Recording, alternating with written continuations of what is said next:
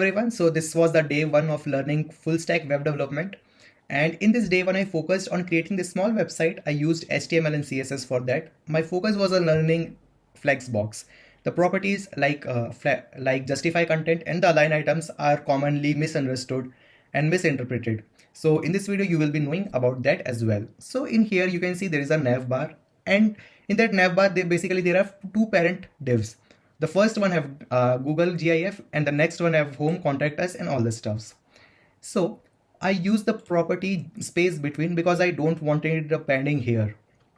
And after that, to align the home, contact us in a single line, I used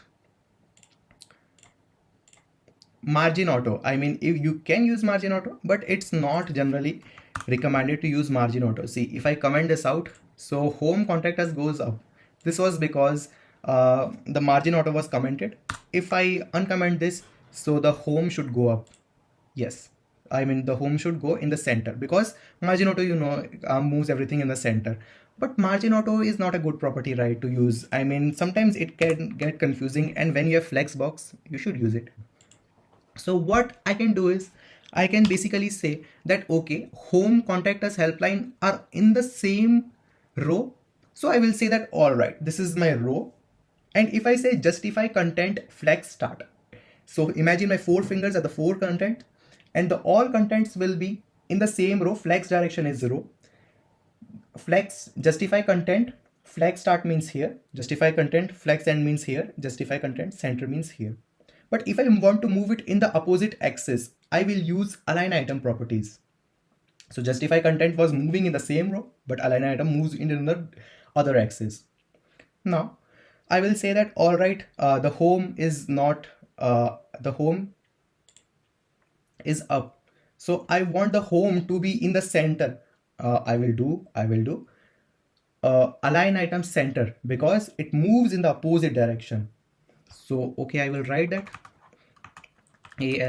align items center.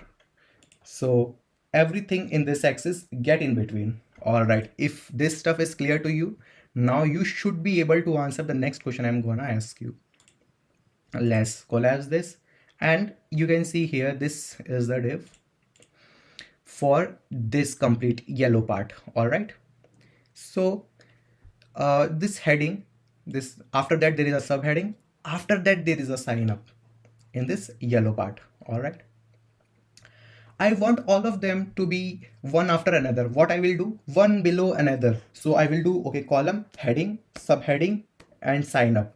Imagine these are four content: flex start, flex justify content, flex and justify content center. But if I want to move them like this in the opposite direction, opposite axis, then in that case I have to use align item center. If I uncomment this and if I show you the result, all right, they all are in the same row.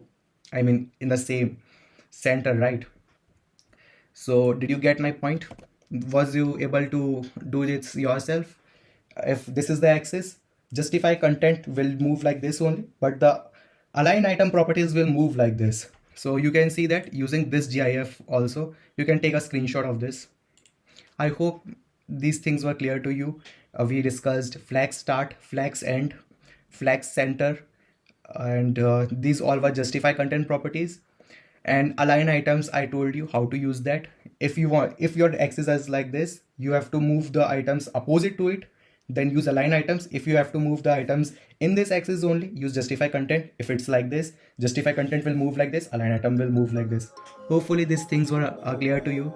If you like the video, then please like the video and share it with one of your friends. Thank you so much for watching. Whenever your heart is broken, don't ever forget you're golden. I will find the light in your soul.